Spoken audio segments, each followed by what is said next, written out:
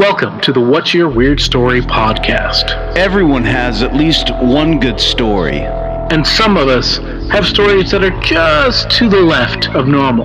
We're interested in the ones that push the boundaries of what we can perceive. Stories that defy explanations. Stories with an air of mystery.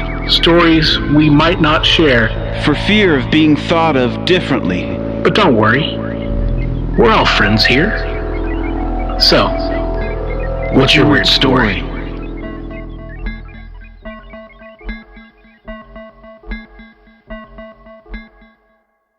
Hello, Weirdsville. How is everyone doing out there in the internet radio land? It is us, once again, your captain and co-captain, two captains of the podcast industry, I guess. I don't know. But it's us, as we always come here. It's me, Adam Beebe. Over there is Barry Johnston. Yo, how's it going, man? Pretty good, man. You know, you run, you do over 128 of these things, plus a few bonuses here and there. Sometimes you're good right out of the gate. Sometimes you stumble around for something to say. Just a little bit. It happens. I know it happens. You can't always hit a home run. Yeah. Not always. But anyway, everybody, hey, how is it going out there in Weirdsville? We got some cool stuff for you this week, as always. But Barry, what have you been up to, man? I'm a documentary person. I enjoy a good documentary, and I finally got the chance to watch the Heaven's Gate documentary. It's called Cult of Cults. Ooh. It's on HBO Max, and it was really well done, and it was cool. They went pretty in depth with the living followers, ex-followers that are still alive, and did a good job, I thought, of piecing together the idea behind the group, how it was put together, the mental illness of both of the folks, T and Doe, that were the head of the group, and kind of where that went to. And it was really, if anybody hadn't watched it, I would strongly suggest you check it out, because it's really informative. And also, I thought maybe one of the more interesting aspects of it was just how normal and smart these people were that got involved in it. These weren't a bunch of whack jobs. These were, well-intentioned people, and it didn't function like a cult that we're used to, where, at least in the beginning, for the first 15 years or so, it was fairly loose on whether, you could stay or go. It was up to you. You don't see that much. And also the lack of sexual stuff that you see a lot of times in cults was just, it was existent, but it was existent in the opposite way. Yeah. So, but really good, man. It was really, and we talked to you about the last podcast on the left. They did a great series on it. Phenomenal series on it. Yeah. So, anybody interested in that? Another cool thing about that is you can still go to heavensgate.com. Just go there. And it's like, it's a still shot in time of this website that is, from the 90s. Yep. It's still, up and operational, and there's still people that are doing it. Yeah. Yeah, they're keeping still members, I guess. I know. It's so weird. That's one weird thing about the movie is one guy in the movie who left before they committed suicide still believes in the followings or the teachings. And I didn't know this, but it's still the largest suicide, mass suicide on U.S. soil, and 39 people. And just really an interesting story, and a weird story, man. Such a weird story, because it takes you back into that time also of pre-real internet. I mean, we had the internet, but it was so minuscule. It was just chat rooms and forums at that time, really. you Yeah. know? And leading up to the year 2000, there was so much just commotion about the end of the world is coming, Mm-hmm. you know, and they just got wrapped up in that. But anyway, Yeah. that's what I've been doing, man. Just watching stuff, listening to stuff, listen to a great podcast with Avi Loeb, I believe is how you pronounce his name. And he's the one that wrote the paper on Oumuamua, the large object that was found out in our planetary system, that was moving through our planetary system, that came from somewhere else, and we don't quite know where that was from. That was interesting. Guys, look his stuff up. He's really interesting. Scientist he's a Harvard professor. And he's the guy who is I think I'm right. He's the one who's basically has come out and said that he feels like this is something that was sent by another planet, by some kind of civilization. Yeah, it's not sent through space.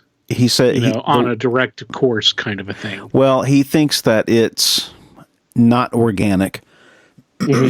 He's not quite sure what it is. It could be a piece of trash.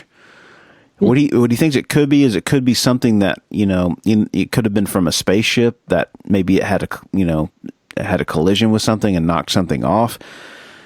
He talks about, he thinks it's being propelled by sunlight. Which is apparently this is a new idea that you can get energy from light, and it can propel objects, and which is what actually I think NASA, maybe SpaceX is working on it too. But how does it like on photons? Well, it's like basically it's the way he describes it. It's like a sail, and you use the light to propel it because light is energy, and somehow I don't know. I don't get the whole thing, but it's interesting. What he said about it, what I thought was fascinating, is that it moved twice as fast as a comet. Mm-hmm. And what did he say? I think he said it was moving at 30 miles a second, something like that. Which is really fast, and he thought that he said that the size of it was just a little bit smaller than a football field. Okay, and that the reason why they were able to see it is because they were detecting as the thing was tumbling, it would show the reflection from the sun off the surface of it, and he says that it wouldn't be a rock, something organic that's floating out there, because the amount of light that the thing would put off from the sunlight itself was just too, it was almost like it should be, it's like a shiny surface.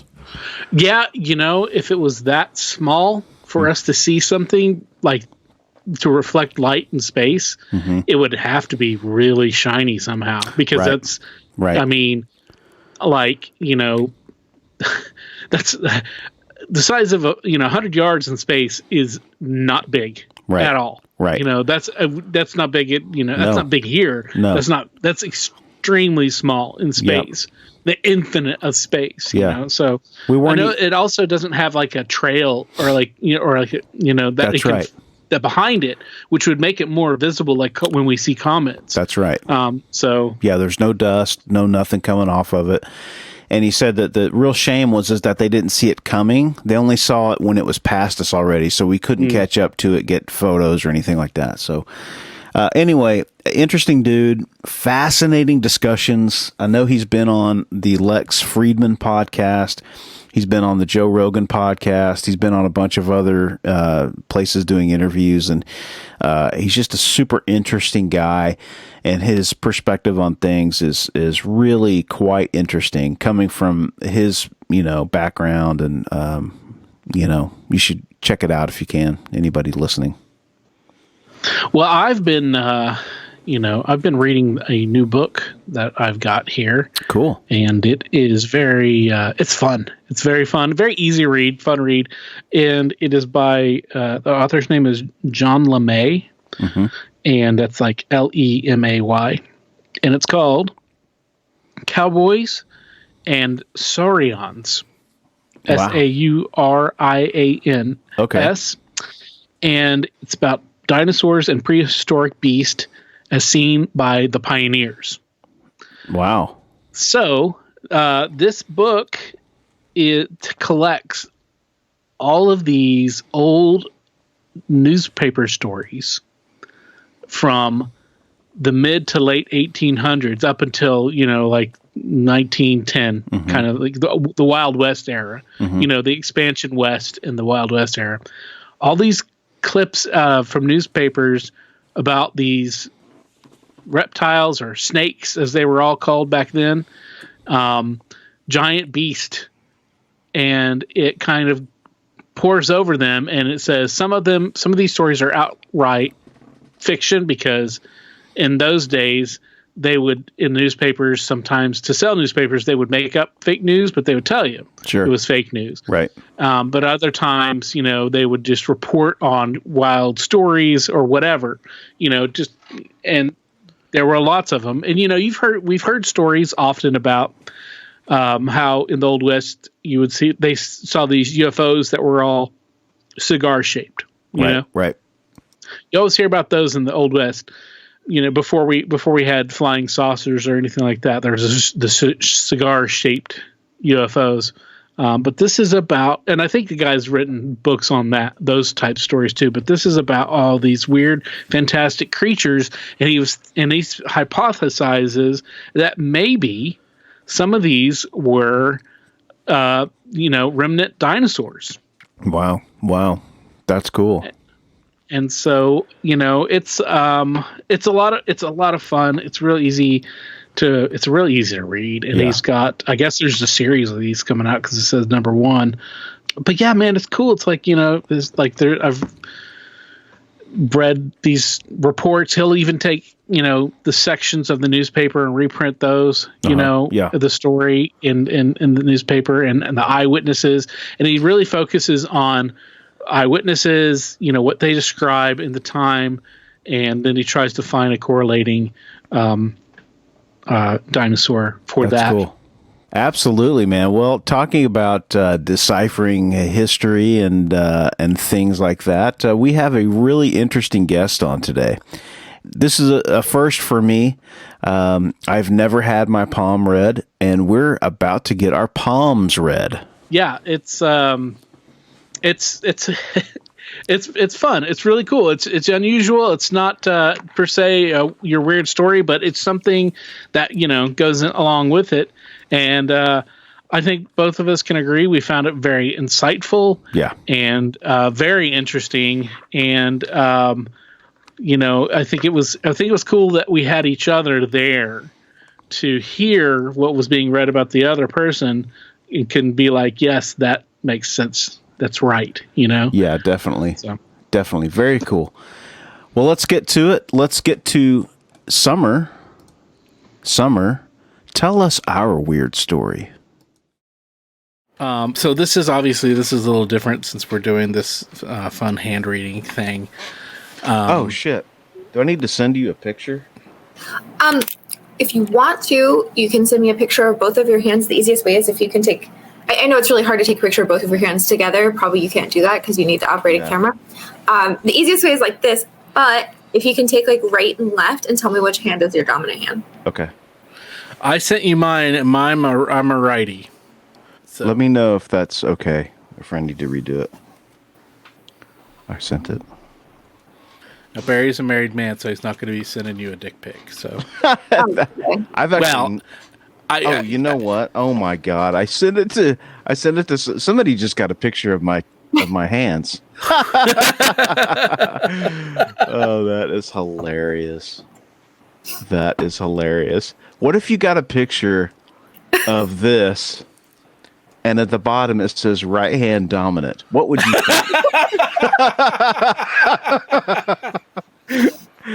Oh, I haven't had enough coffee, man. Holy shit. That's great. That is funny. Oops. Okay, that should be it. Mute my phone.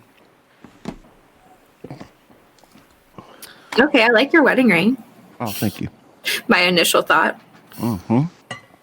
Thank you. Okay. I've All right, never go ahead.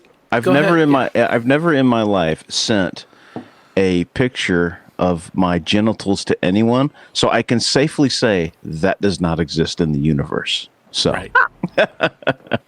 That's a good idea. yeah, especially today. You know, growing up, there's a lot of things I guess, we could have gotten in trouble for, but that wasn't one of those things. I Right. know. Thank God. Yeah. Because, I mean, if you were trying to send somebody a dick pic back in the day, you would have had to get a disposable camera or a Polaroid. Oh, God, yeah. And then send it to them in the mail. Yeah. I mean, there's so many more steps. You had to get the film developed, You still have time to think about this. Right.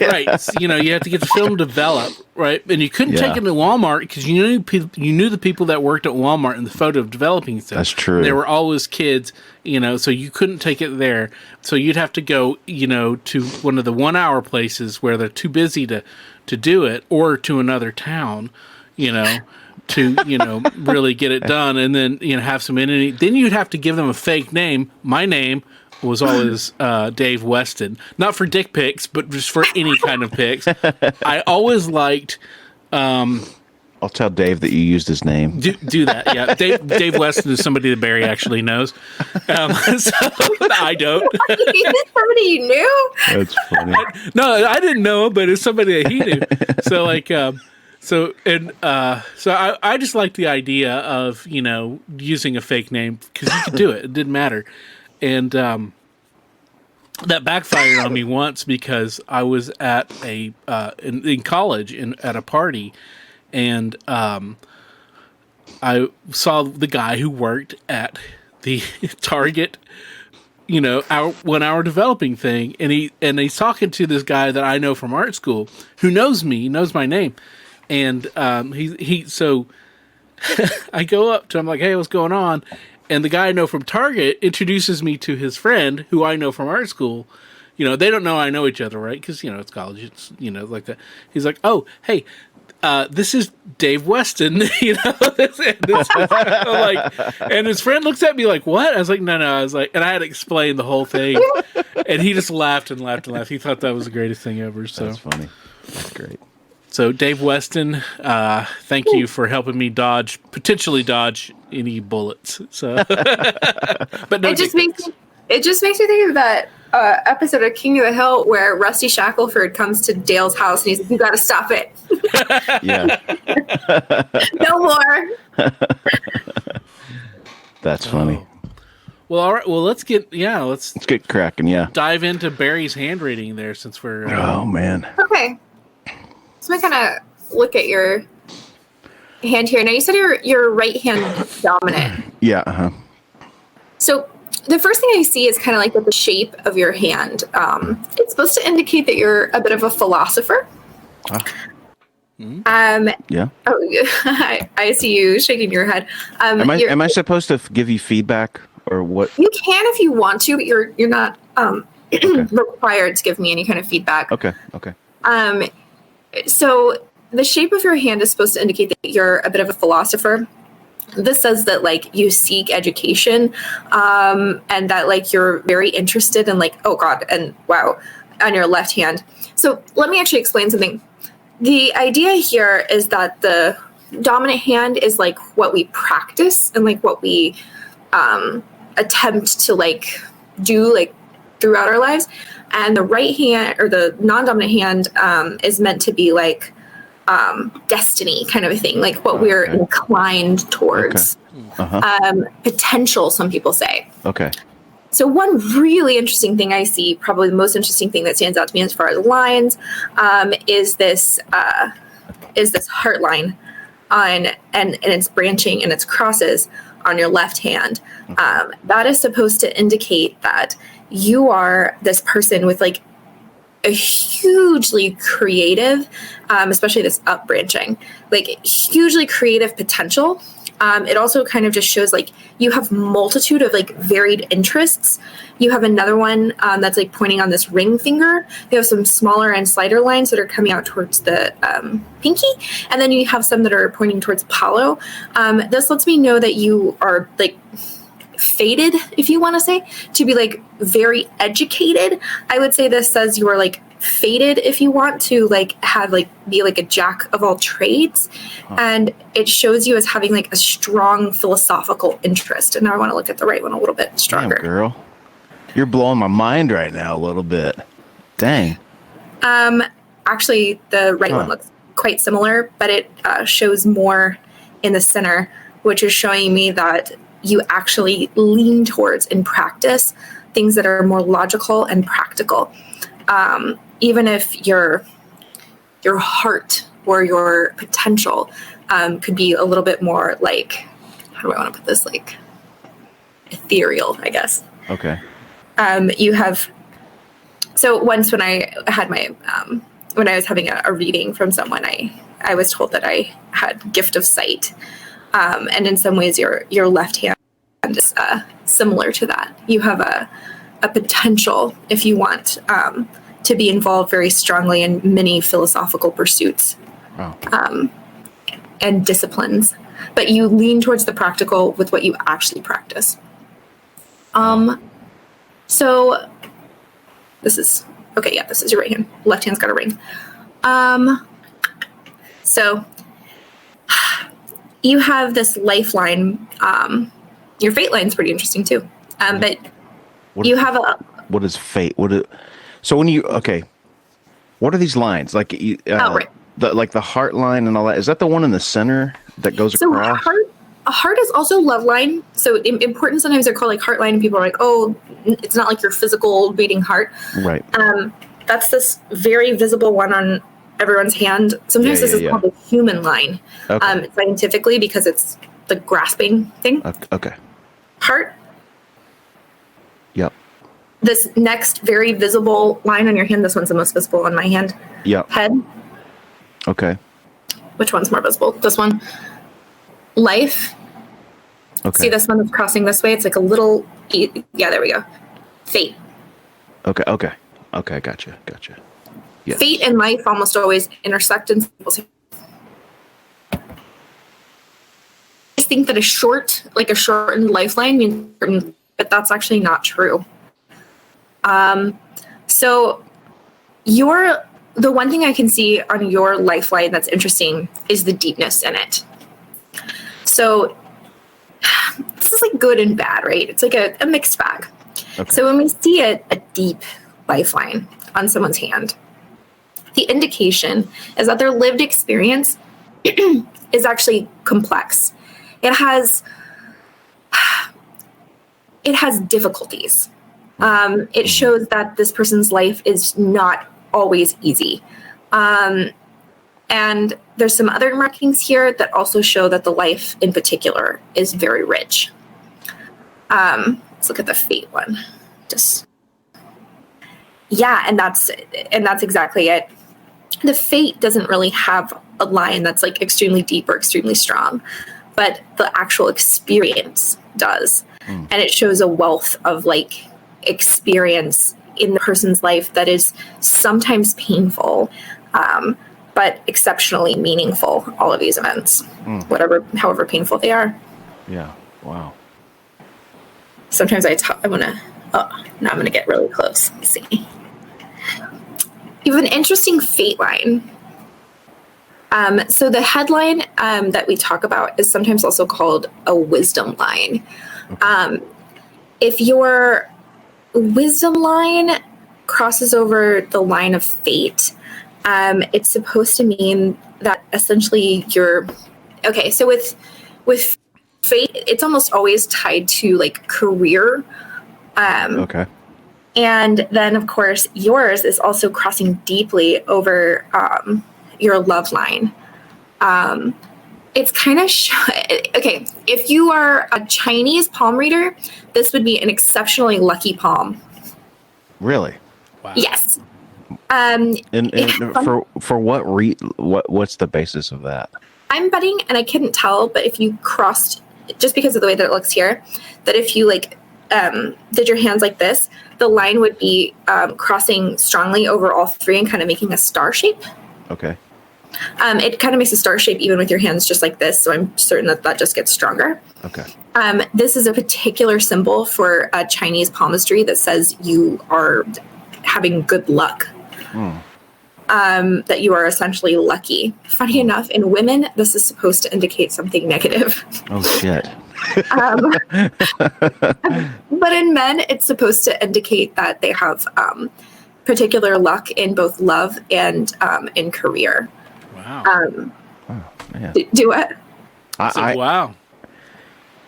I've certainly been lucky in love. I'll tell you that much, man. Yeah. I've got a great marriage, so. Oh, actually, let's look at marriage for your hand. At least I think I do. Don't tell me anything different, please.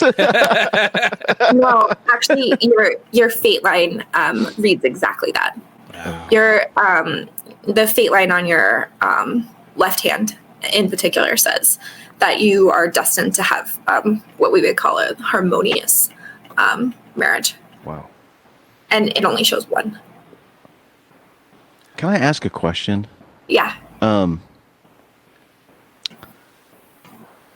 the because I guess I don't look at my hands very much, but like when you're getting these like types of readings and stuff, like do these features change in your hands, or is what it like? How does that work? There's a belief that, like I said, the left hand is essentially things we maybe cannot change, or things that are a little somewhat immutable about us, like things that will happen. Like, so for instance, your hand says you just have a ton of interests, like you're very philosophical, you're That's thinking true. all the time. I think that's true. I would. But you would agree with that. Yeah, But you're right. Sorry, go ahead. No, you go ahead. I was going to say that, I mean, honestly, like, most of the things that you've stated to this point are, as for me, as a third party, but as a friend that known Barry for a long time, it's most of this stuff, I would say, is, if not all of it, is like just spot on. Yeah. But your right hand, for instance, Until we get to the bad news. So I don't see anything exceptionally negative. Although sometimes if I do, I just don't say it. Of course. But mostly because some of the like negative stuff in palmistry is like immutable. Like there's some, if you have like a short thumb, you're an idiot. I like that's, Right. You're just like, oh, man. what the hell? So I think yes. it's a good ratio. yeah. But it is. It's like a ratio thing. And if you have like a short thumb, it's like people with short thumbs are just stupid. Wow, and you're like, damn. But one of the things is that the idea is that the lines on your right hand, or actually lines on both hands, can change, but especially the lines on your dominant hand should change over your lifetime. Wow. That's the idea. And that like when people make significant changes, that the lines on their hands change. Interesting. In the Chinese philosophy of this, they'll say, although this is of course not just Chinese, but China, I do believe that it originated in like the East, and different people from different traditions have their own interpretations of what these things mean. But if you are listening to the Chinese philosophy on this, changing your health changes the lines on your hand. Really? That's what they say. Okay. Wow. Interesting. So I'm going to look at it one more time. Okay.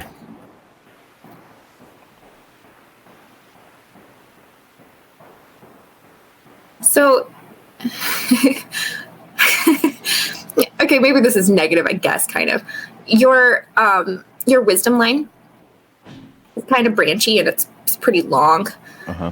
And that's supposed to kind of indicate that, like, maybe you're a bit of an overthinker. Maybe you have a tendency to kind of ruminate a little bit. That's true. Maybe you have a difficult time making choices and decisions. Yeah.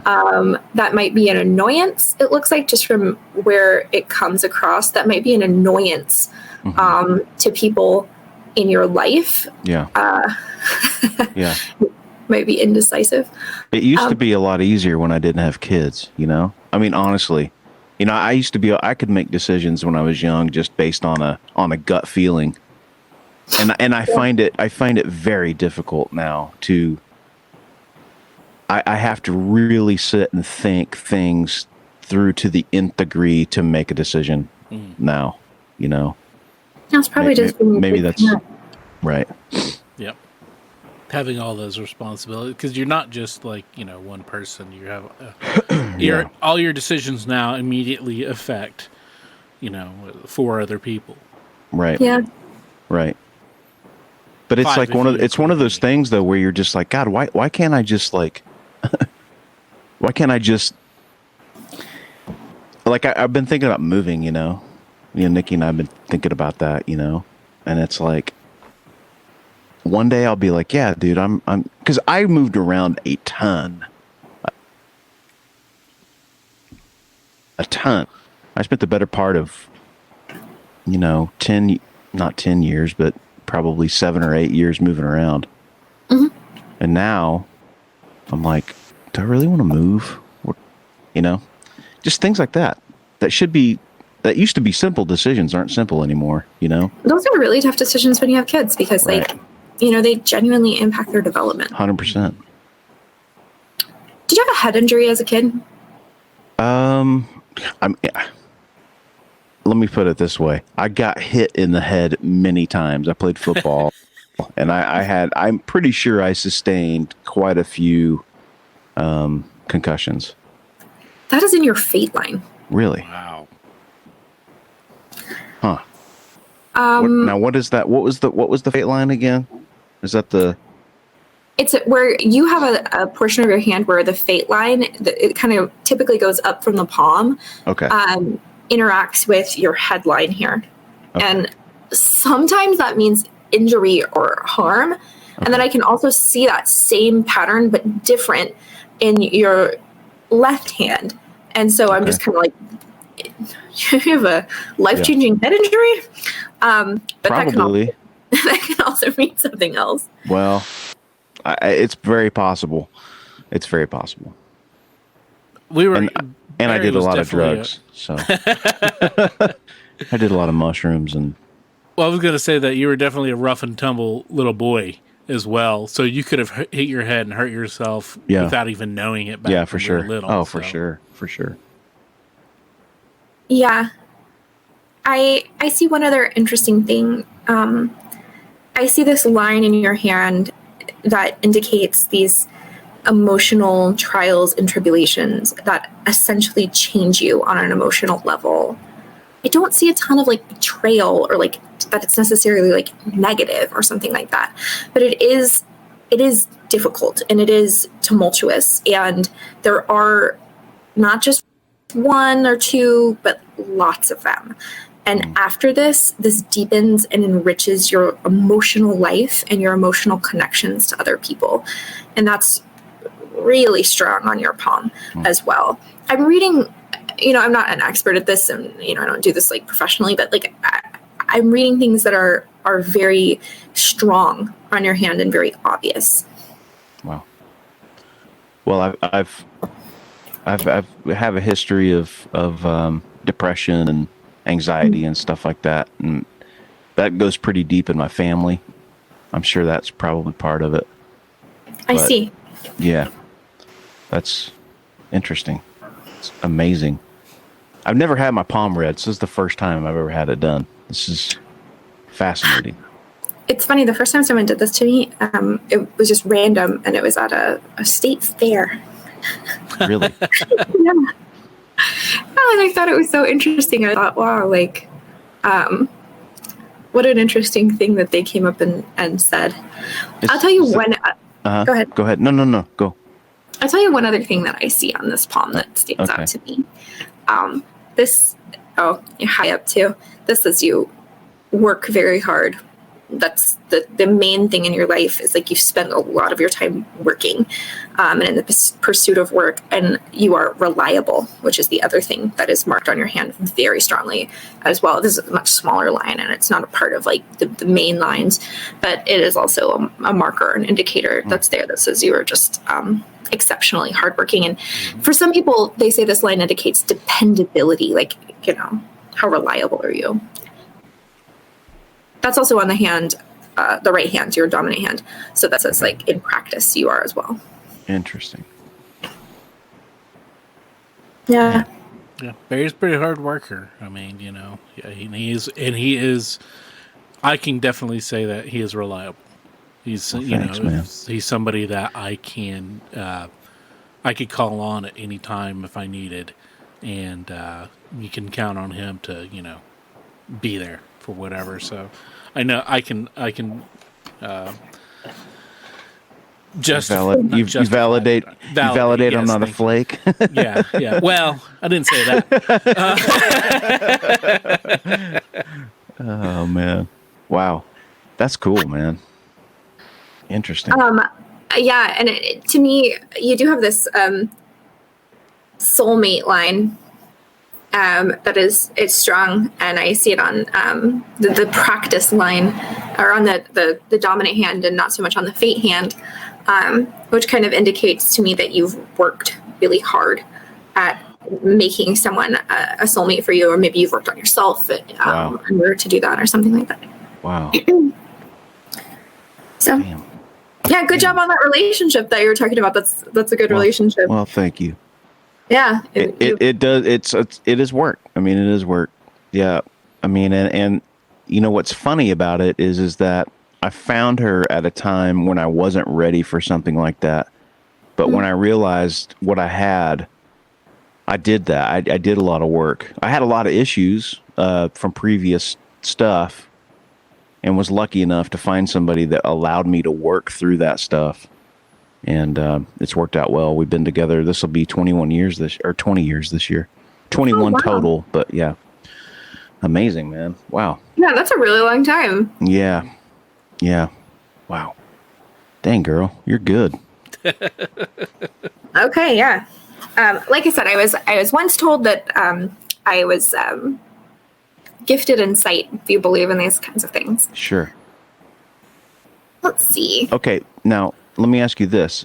What got you, maybe I'm putting the cart before the horse here, we could talk about this later, but what made you want to start getting into this? Was it that fair palm reader? Actually, it kind of was. Was it? Yeah. I think maybe this guy was hitting on me. It seems like this seems like a great, you know, kind of a thing. A great way to like meet somebody, to make physical contact, to, you know, engage with them. Also, you know, and if you're good at this, because a lot of this seems right, you know, you'd be able to kind of like read somebody and be like, okay, I can just, you know, either pursue or just back away. Yeah, true. Right. You know? Well, and this particular person, that's exactly what I thought. My mind was right where yours is. I was like, oh my God, like I let this guy hold my hand. It was a complete stranger. I let a complete stranger hold my hand for 10 minutes and talk to me. And I, you know, continued to engage with that person afterwards. I thought, like, what an interesting way to like make an introduction to someone. So I got a book about it, and I started reading on like what do these different things mean. And then it was like, okay, so it's similar to tarot, right? My interpretation of what something looks like, or the ways that it looks to me, might be a little bit different than the interpretation that someone would make. Okay. Otherwise. Sure. Now, how do you study this? Is this a personal pursuit? Do you apprentice with someone, or how does that work? If you were wanting to be someone who like does this professionally, yeah, you would go and like apprentice under someone, and you would also read a lot. I've read a couple of books on some of the origins of it, what people think it means, why it's been around for as long as it's been around, you know, that kind of thing. Okay, gotcha. And it's been around a long, long time. long time. And in various cultures as well, Yeah. There are some culturally different meanings about it.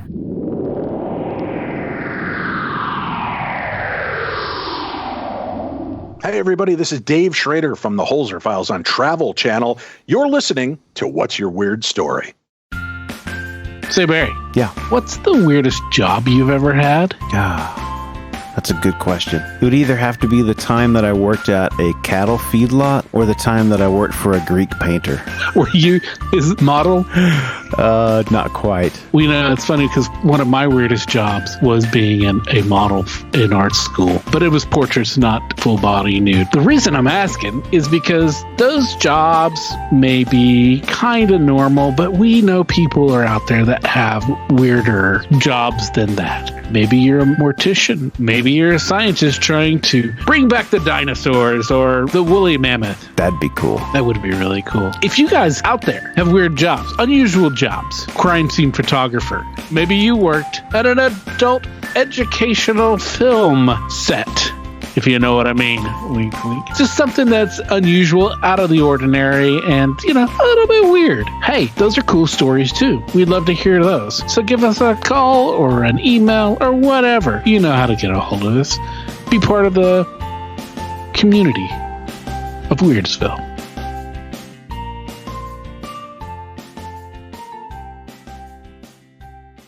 So, Adam, which hand that I'm looking at here is your dominant hand? My right. You're right-handed. Okay. I always have to then look at the picture. I'm like, that's left. That's right. Okay. Yeah. Okay.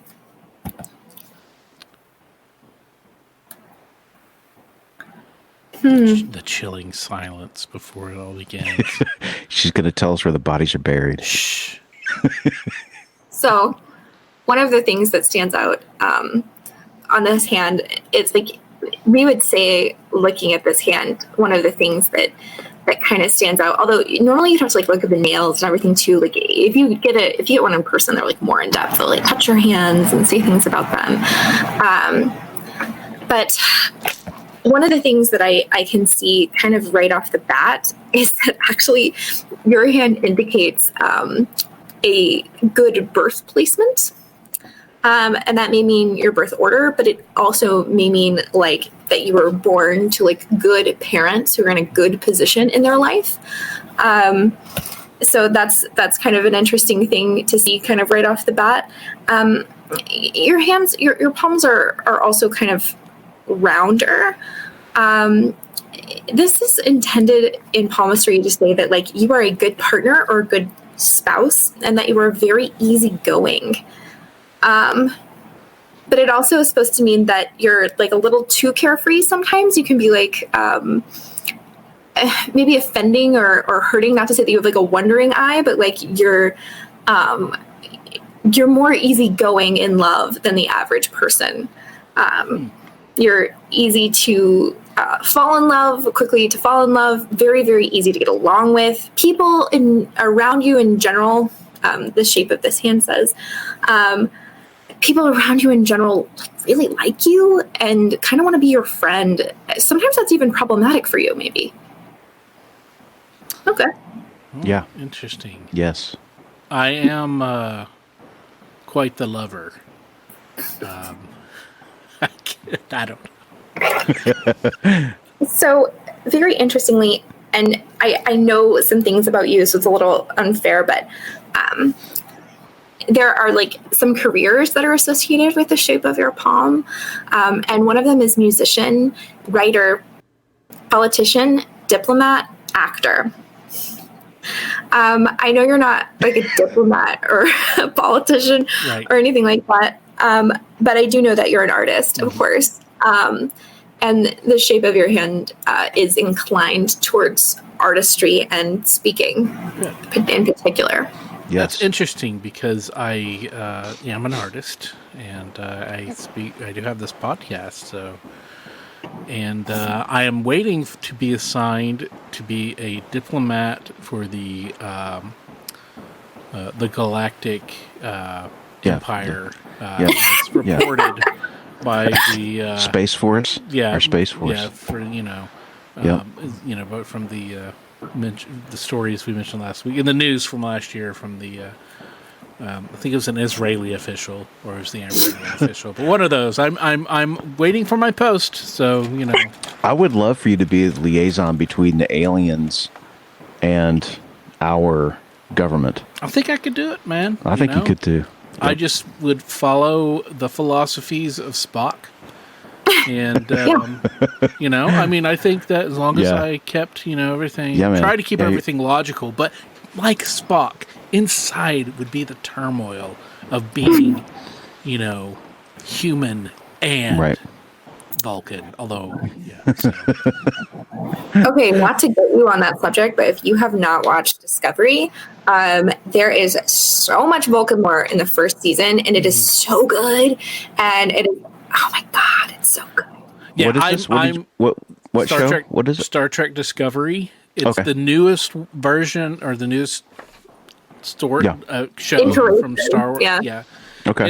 It's weird where it falls place in the Star Trek continuum, but It's I have really watched. It's like What's that? here and here, Yeah, both.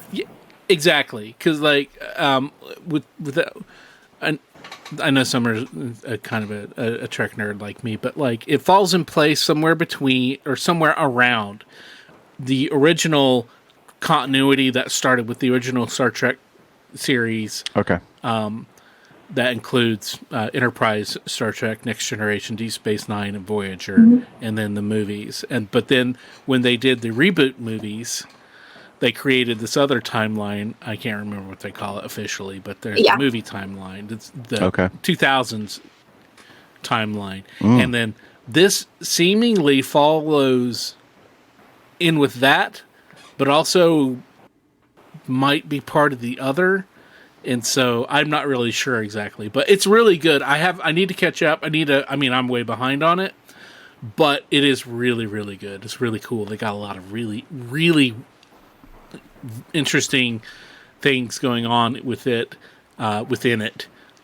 Cool. That is like the universe is all connected through like fungus spores. Mycelial network. Yeah. Oh, it's wild. It's wild. So that's cool. Sweet. Yeah, I'm a big Star Trek fan. So one thing that's on your hand that I can see, I'll look at it again. You're supposed to love beautiful things and art, which is not shocking. But it also says, due to the placement of your thumb on your hand, you have low willpower and difficulties with motivation. That you're kind of easily swayed and influenced by the things around you. You're I don't want to say like ADHD, but you kind of are just like, well, this thing's interesting, and I forgot about everything else I was supposed to be doing, and this is interesting, and that's what I'm interested in now. And they say that this kind of person is quote like easily distracted in their tasks in life. That's kind of the phrase that's put out over and over, and that their willpower, like stick-to-itiveness, is a little bit low. That's not necessarily a bad thing, but I think that sometimes comes out sounding bad. yeah, I get you. What was that? I said, yeah, I get you. Oh, okay. Your ideal job also is one that involves social interaction, and there's some lines on your hand that also seem to kind of point to that as well. Okay, no wait, this is right. His right and left was a lot easier because I had a marking that I could look at and be like, oh yeah, okay, so that's your right. I think on my left hand you should be able to see a watch band.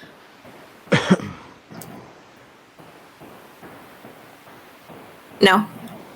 Or a tattoo. Nope, don't see anyone. But that's okay. I figured out I just have to hold my hands up every time like a weirdo. Like and then think about the fact that it's like this way, holding a camera. Yeah. Okay.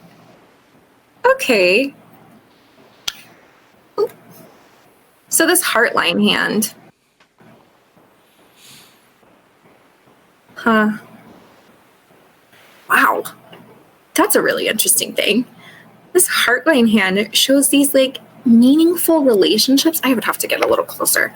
It shows like these like meaningful, like soul-based connections. And wow, there's a lot of them. I mean, a lot. Like, I don't normally see these on people's hands like so frequently.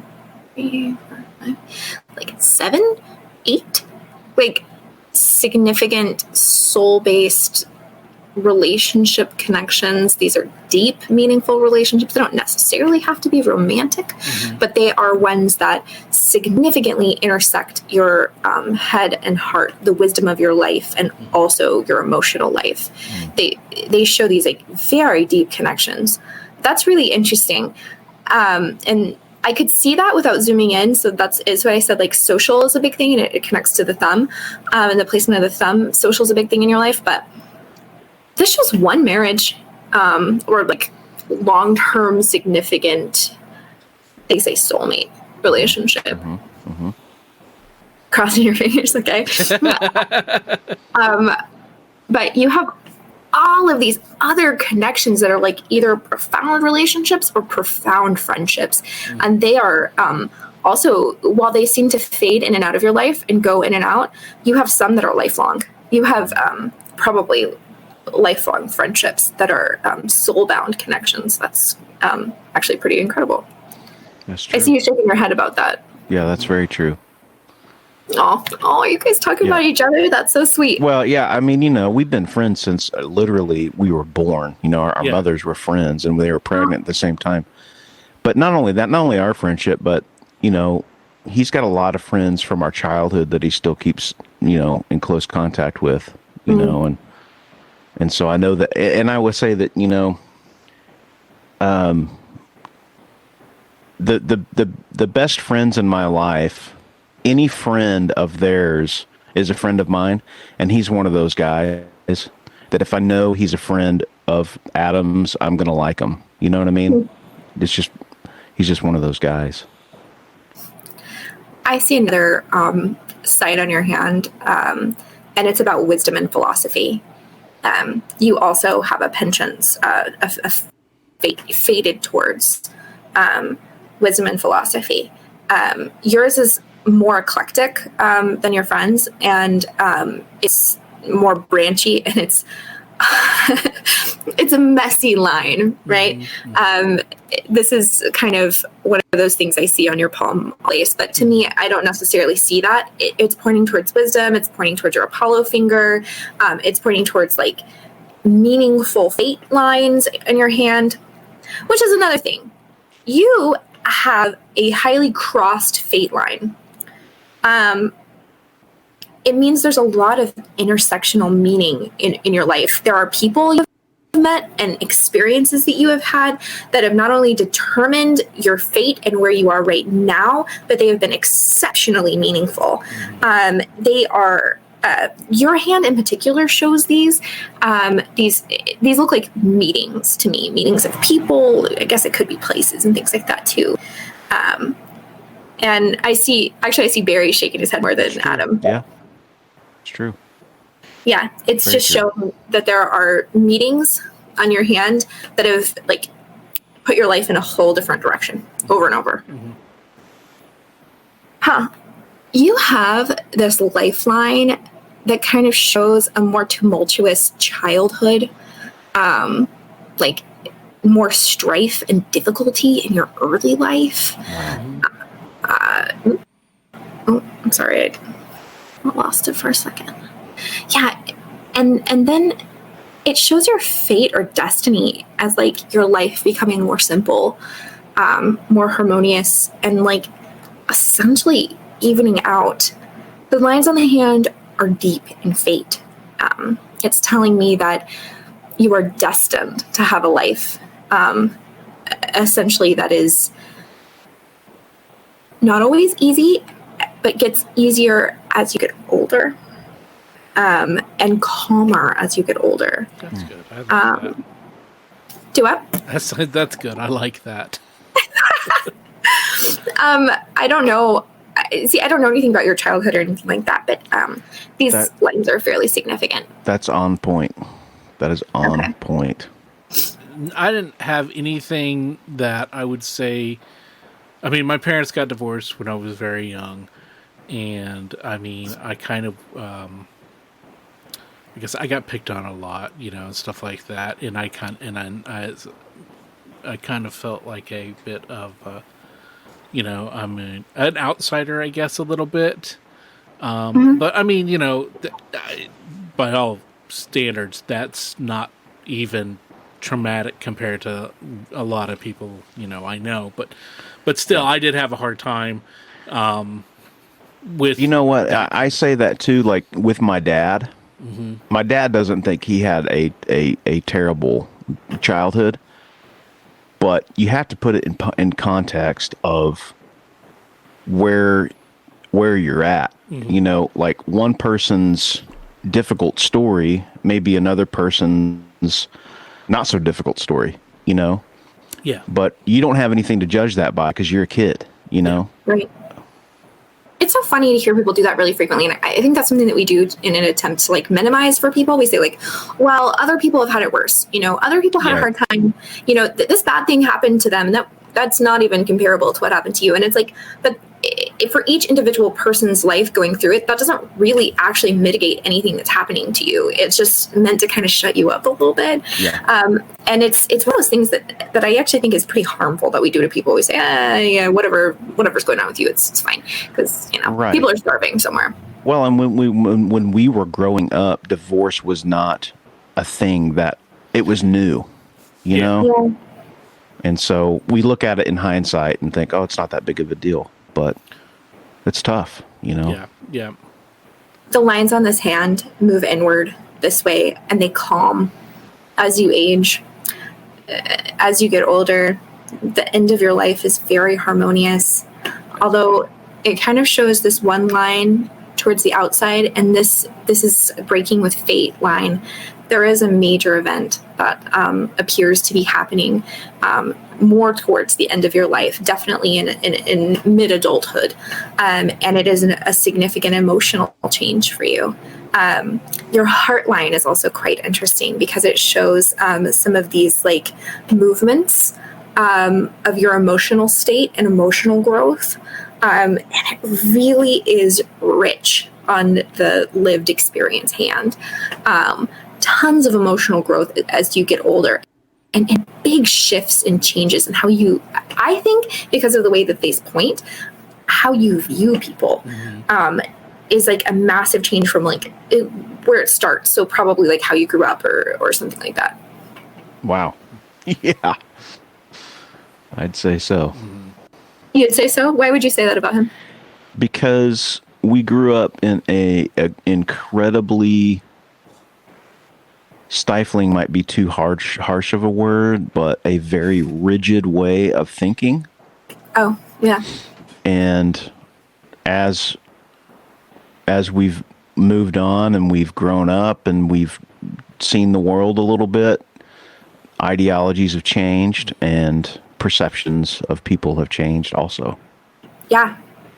You would hope. I mean, I know that doesn't happen for everybody, but It doesn't. Well, not here. yeah. Not where I live anyway. Yeah, It's come forward, but it's Well, you know what it's like growing up in a small town, and when you're in a small town, that's, your universe is that town, and that can be very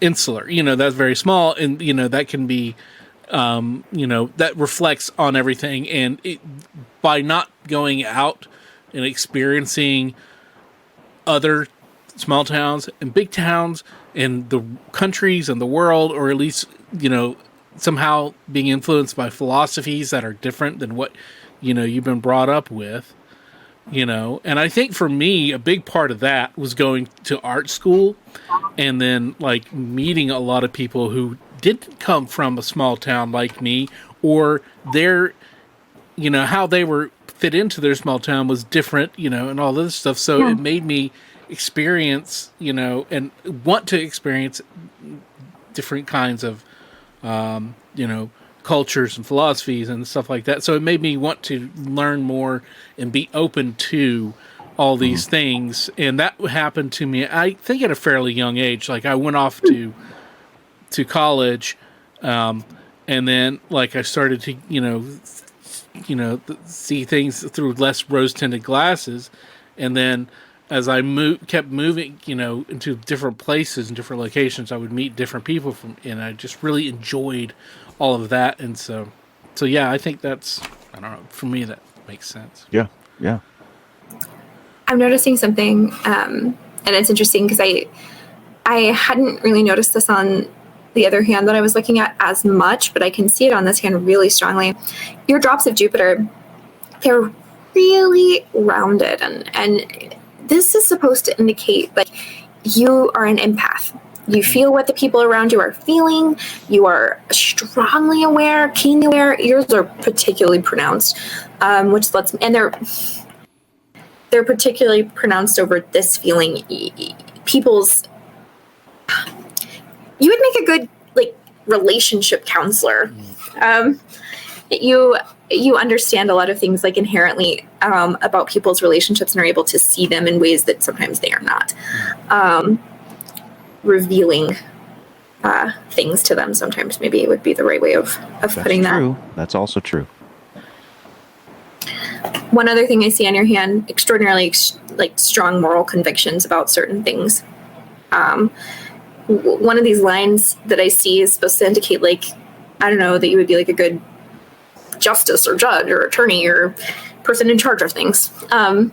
Like it shows up towards this finger that's like indicating like the importance of like righteousness, justice, causes that are important, things like that.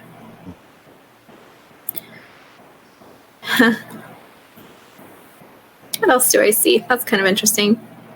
So similar to your friend Barry, your wisdom or headline, it is deep information as a child and kind of deep information, maybe through like the midpoint of your life and adolescence, but it is also extremely branching and long, and that's kind of indicating the more circular or round it is, the more artistically inclined you're supposed to be, if that means anything to you.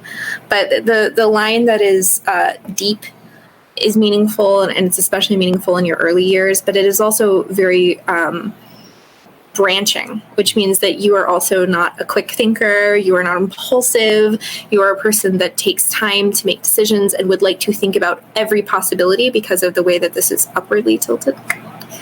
And it is exceptionally deep, that particular line, which just mostly lets me know that this is an important part of your identity or an important part of who you are. Nice. Your fate line also is like extremely like intact, and it's interesting to see these crosses on it, but like it's like this perfectly intact line. It's supposed to mean that you've been following. When I look at the other hand, I'm going to make sure, but it means essentially that you've been following your line of fate over your lifetime. This is like what's meant to happen for you. All right then.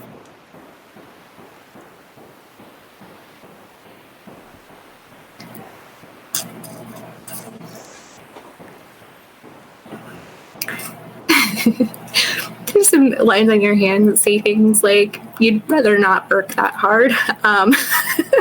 Yeah, I mean,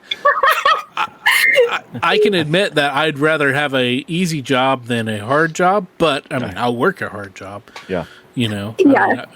But yeah, no, I definitely would much rather have a job where I could just chill, and half the day, or just like when I had my comic book shop, that was a great job because like I was a professional nerd, and and that was awesome, but that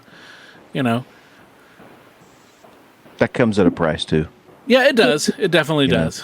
I mean, so but yeah, no, I definitely I'll take the easy way out if I can. I think that's probably because I'm the third child, the baby of the family. So let my brother do the work, and then my sister as well, and then I'll just pretend I did.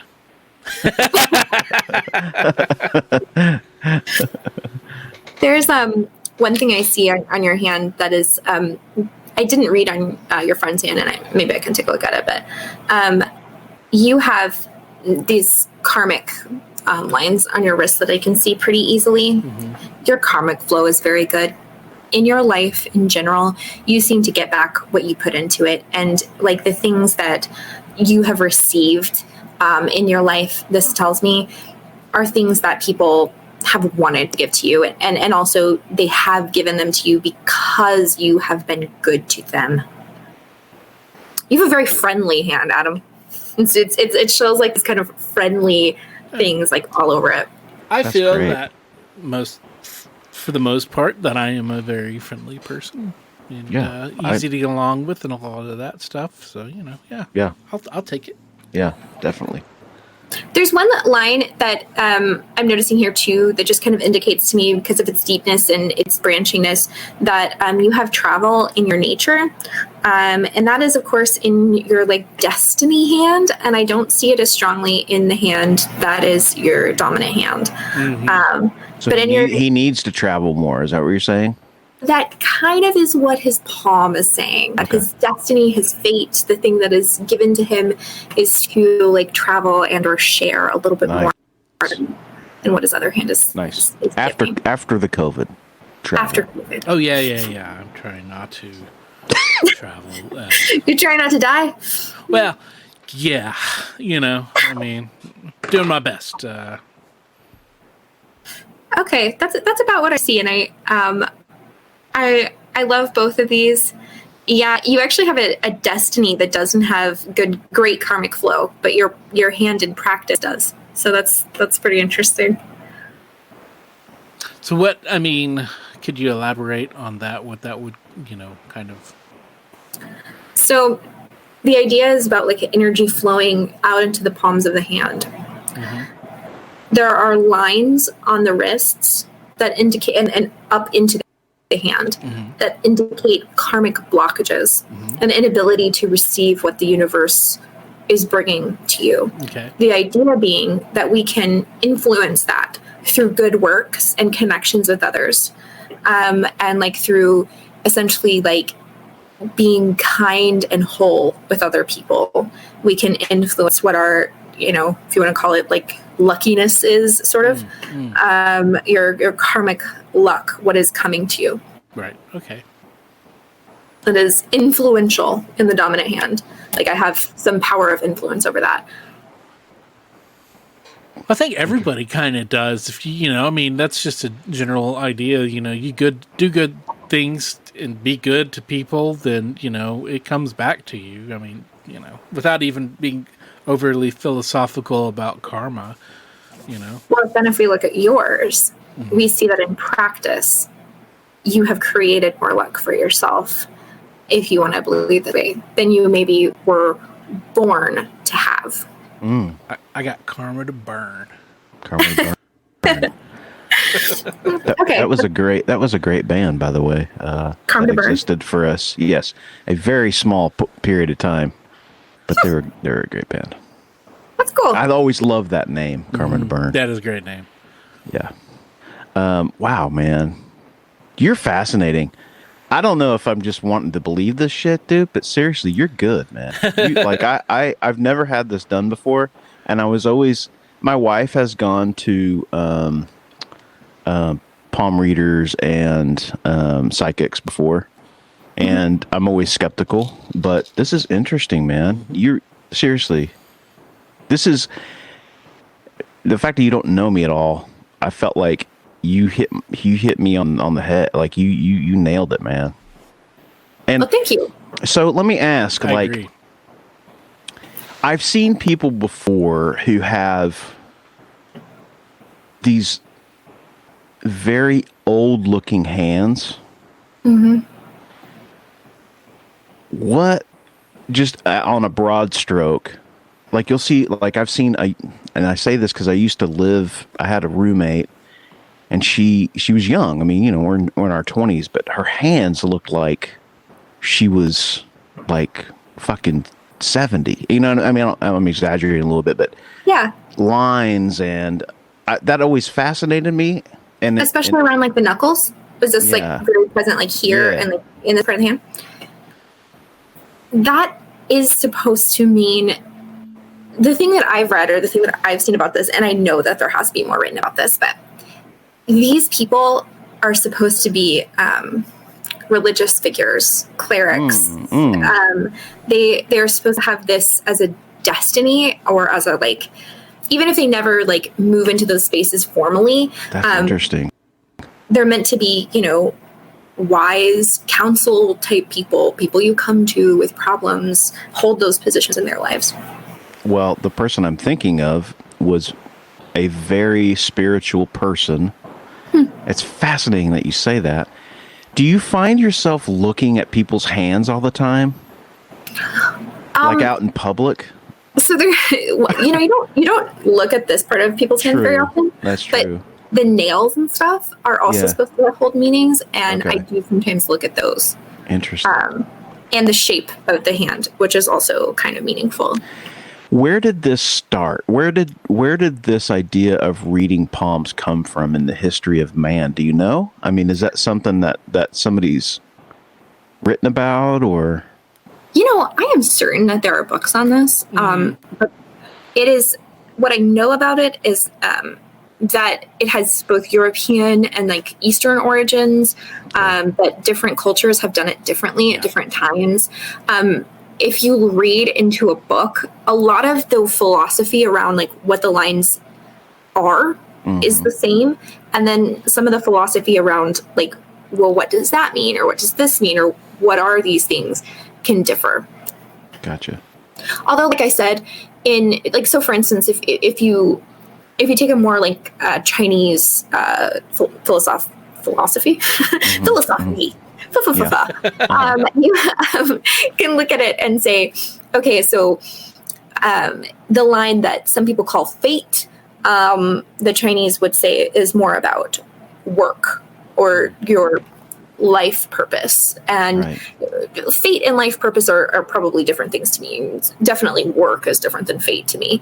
But you can kind of see how those things might intersect, or how people might see those differently. It's funny because the hands are kind of neglected in a way. You know, like we're always focused on like communication with people through eye contact and things like that. But like the hands are really quite fascinating, because even though I don't know shit about, you know, how to read a hand, looking at someone's hands can tell you a lot about them in a lot of ways, you know, and I say that because my dad, you know, sometimes I'll look at his hand. You know, he had made a comment to me like last year or something about, he's like, I never noticed your hands were that big, you know, because he's got huge hands, and I have his hands, you know, and it's like, it's so weird. It's just strange that we don't take into more consideration that kind of stuff, you know. His hands, your dad's, if they had a texture, what would you say it is? It's they look real similar to mine, but you know, a bit more hard, I guess. Has your dad worked his whole life? People that have this texture, and if they're shaped similar to yours, it would kind of mean that he had worked something physical labor his whole life. He did, you know. It was split between two lives of one of running a business and being sort of the executive guy, you know. But he loves working with his hands. I mean, you know, he's getting older now. I can't do it much, but he always enjoyed, like he, you know, probably 10 years ago or so, he decided he was going to just start cutting lawns because he wanted something to do, you know. So he started a lawn care business, and not that he had to, but he enjoys it. Gives him great fulfillment. And he's always really told me, you know, throughout my life, how much, you know, a hard day's work is good for the soul, you know. And so, and my family, on his side going back. We're all, hardworking people to varying degrees as far as labor goes, but I don't know. It's weird to think about because you should read about some of this stuff, and then you can look at people's hands like you're a dad and be like, oh, you've always been inclined to labor. Yeah. Oh, that's cool. So cool. It's funny that you should say that because I was looking at my grandmother's hands one of the last times I had seen her, and mostly I was looking at them because she has some rheumatoid arthritis, and she was telling me how much they hurt, and I kind of like taking a look at them, and they do have that texture, but they also have these like highly rounded knuckles with thin spaces in between the hands, which is also something meaningful. And it has to do with like what career they're suited towards, like what kind of person they want to be as far as like work and life. Mm-hmm. That's cool. Yeah, it's funny to hear you say that because I thought about that. Yeah, so cool. And then we all know the fetish of feet, right? I mean, those have lines on them too, but no one ever taught me how to read them. Right. I was going to say, can you read anything from a foot? I mean, probably could. I mean, look, look, I'm sure somebody out there can read anything on any body part. When you break it down, Right. So, yeah, you just got to be an expert observer of, and do some research, I suppose. I don't know, but right. But yeah, this has been anything else on me or Barry's hands there. That's about what I got from them. Cool. That I'm willing to be sure about.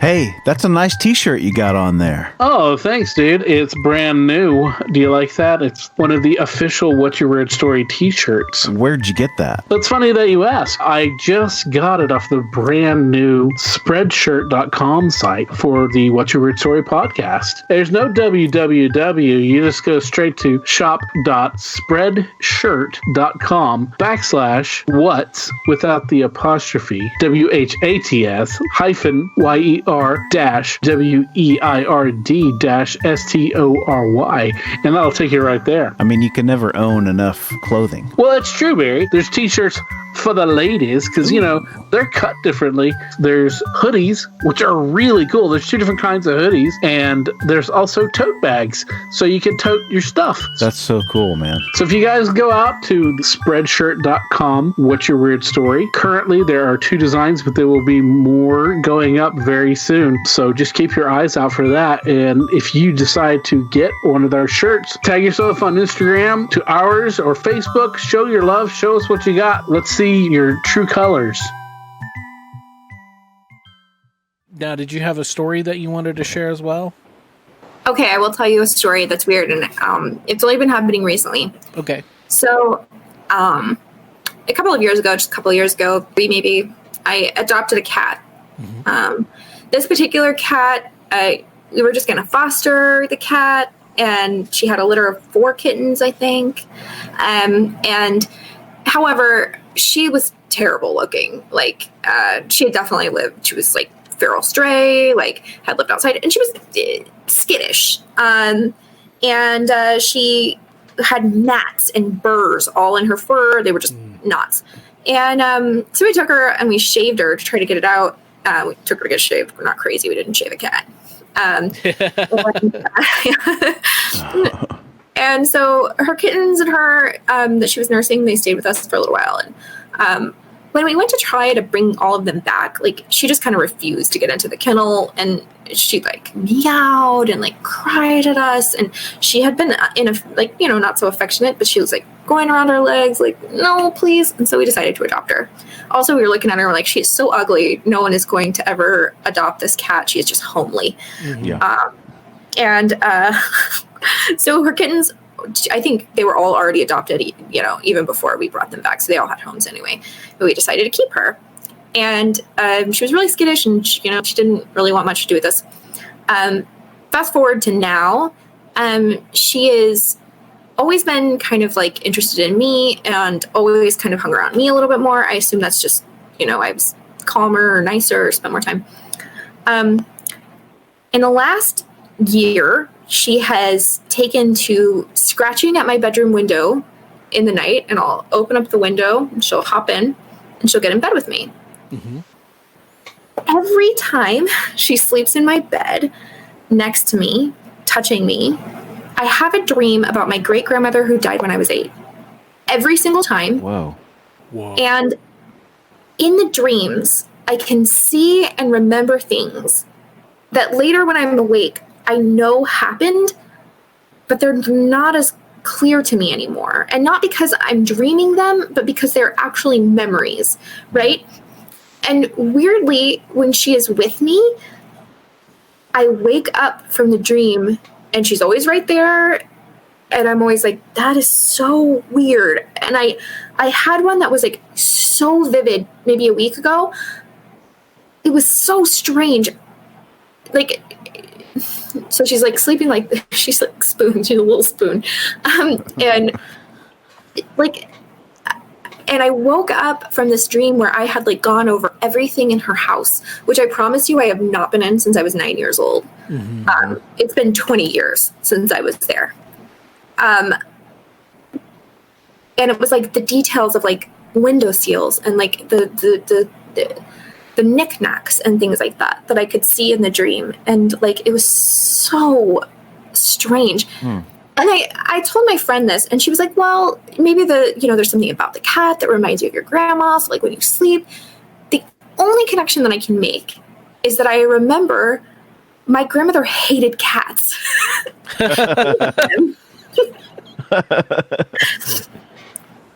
Just could not stand them.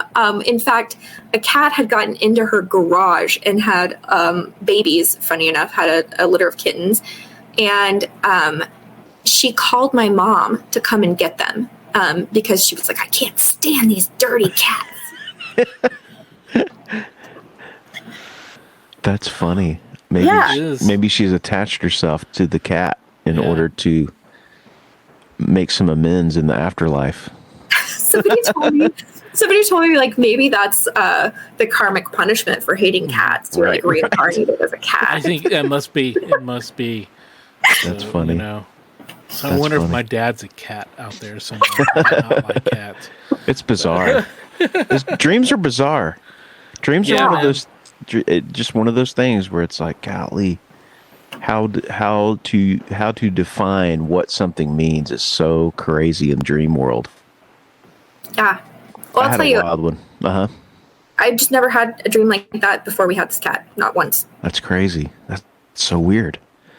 That's crazy, man. What were you going to say? It's just, I mean, the fact that it happens every time is what makes it so very unique. Because, like, I don't really have too many dreams that are, like very similar like that.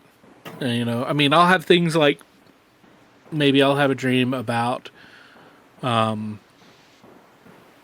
zombies or something, but yeah, it's usually because it's been informed because I like watched a zombie movie or something like that. Right.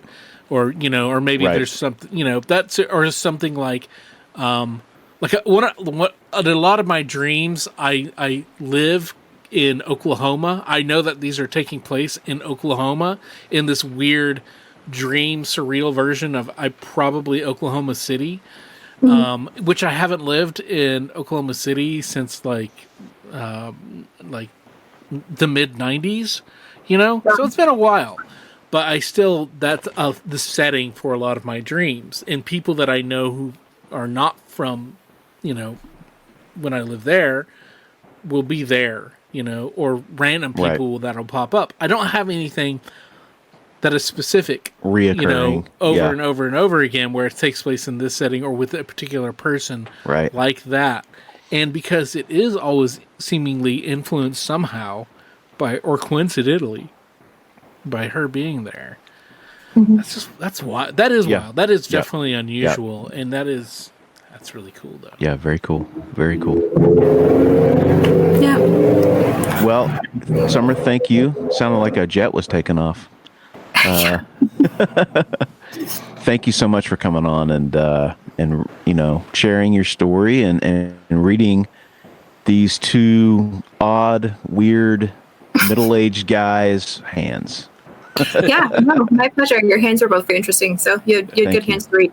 Thank you. Cool. Thank you. Thanks a lot, Summer. We'll talk to you later. Thanks, guys. Okay. All right. Take care. Take care. Bye. Bye.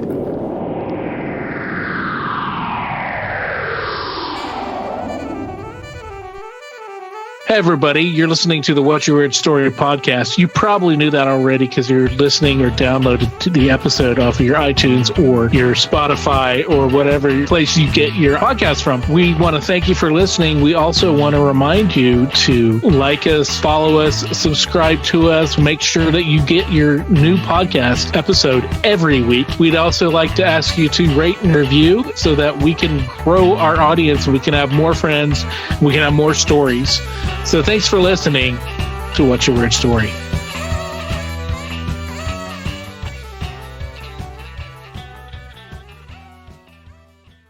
Well, Summer, thank you for coming on. That was so interesting. I've never done that before. I've heard people getting their palms read. I think my wife has done it before. And I didn't know what to think of it going into it, but I was really pleasantly surprised with how I felt like she was pretty accurate. Yeah, I would agree. It was something that I never really had too much before. Not anything serious. Well, I don't know if this was even serious because, she's just, she does it for fun, not for like a profession, but, she's good. I think she's really she's good at it. She seems to be fairly insightful on it. And, maybe she's really good at reading people as well, but that would be difficult to do over Skype, I think, maybe. Yeah. A cold read over Skype, because it's kind of like you're not being... Yeah. You're kind of being yourself. I'm sure there's some of that goes on, but to hit on some of those things just without saying anything, to her about any of it is kind of... And I'm sure that, there's some of that thing where it's like, okay, well, that's very relatable to everyone. And, maybe people like to see each other, themselves in a light that is, a certain way or whatever. But I did think that there were some things that she really hit on that was like, man, that was pretty interesting. And no matter what, I thought it was cool. Harmless, as far as that goes. I mean, we're not betting our lives on it or anything. So I just thought it was cool. And I thought that her ease of being able to just kind of go with it, and there wasn't a whole lot of searching going on. She was just seeing, telling what she saw and explaining it. And, her insight was pretty cool, man. I would like to have her back on and maybe do a little bit more with her at some point. Yeah, that would be fun. Yeah. And, going into this, not necessarily from, Summer, but just in general of a palm reading, you would think that you would get kind of a generic kind of reading, and that it would be just something where you're like, yes, or no. And then that way, like somebody could, figure out which way to kind of guide you and have you respond, focus on you. But we didn't really do that, know. We just let her kind of just make her observations. Yep. Kind of like, occasionally comment on the other person as it was happening. So, right. Yeah. And I thought, I'm sure that there's people out there that make money doing this and that use that in a way to manipulate and to do some things that are necessarily not above surface. But, this case, we did not pay her anything. This was just her giving her time, and we're thankful that she did, because it really... I'm a believer in things that are really old, and this is an art that's quite old. If with anything, only just it's stood the test of time for some reason, because people get something out of it, and I can't deny that, and I can't say that it isn't beneficial for some folks. Another thing I think that's interesting about it is the the correlation with it and some of the stuff that she was talking about with astrology. That's something I would like to research a little bit more. I just don't know a lot about it. And beyond just, the palm reading, it's a strange little story, about with her cat. Yeah. And how every time her cat comes and sleeps with her on the bed and is touching her, that she has a dream about her great grandma. Yeah. That's really crazy. It's really, really strange. So I don't know, man. Maybe there's some kind of connection. Who knows? Yeah. But yeah. I don't know. Great stuff, Summer. Well, thank you again. Yeah.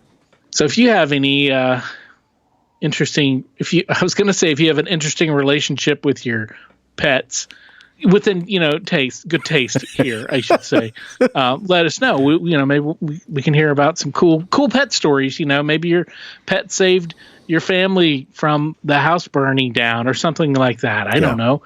Or maybe you've got a psychic grandma story, or your grandma was a palm reader or was a root doctor or something like that. If you got a good story, you got a weird story, something that's unusual, something that is out of the norm, if you got an ability, let us know about it. We'll talk and share your story here on the podcast. Hey, what do we have coming up next week? Well, Barry, I'm glad you asked. We got a write-in story and then another short story, or a couple of short stories from Johnny out in California. Oh, very cool. He's got some cool Just stuff. California. Yes. Yes. Yeah, and both of them got some cool cryptid stories. Yeah. And I just want to remind everybody once again that pretty soon here, within the next week or two, we will be, you'll need to check your subscription, unsubscribe, then resubscribe if you do subscribe. And so that you can keep up with this, make sure we're getting you the new episode every Tuesday from your podcast provider, as we are switching over from hosting to ourselves. And again, you can go and you can find all the episodes, all of them that we've put out so far, on our website, whatyourweirdstory.com. And you can also follow us on all the social medias, Instagram, Twitter, Facebook. That's where we can be found. And I don't know, should we do a TikTok? I don't know how TikToks work, but that's the big thing now. So, who knows? We'll see. Maybe we will, maybe we won't. I think that's beyond us, but maybe with help we could do something for TikTok. Who knows? But anyway, thanks for turning up. Thanks for listening. We hope you enjoyed that fun episode. Maybe you learned a little about us as we learned a little about us and about Summer and her cat. So, all right, everybody. We'll see you next time. Have a good week. In the meantime, be safe. Be weird. As always, if you have a weird story, we want to hear it. If you have a lot of them, we want to hear them all. We can't do this podcast without your invaluable contributions. Whether it's sharing your stories, listening, rating, and spreading the word about the podcast. Thanks for listening. Until next time, be safe. Be weird.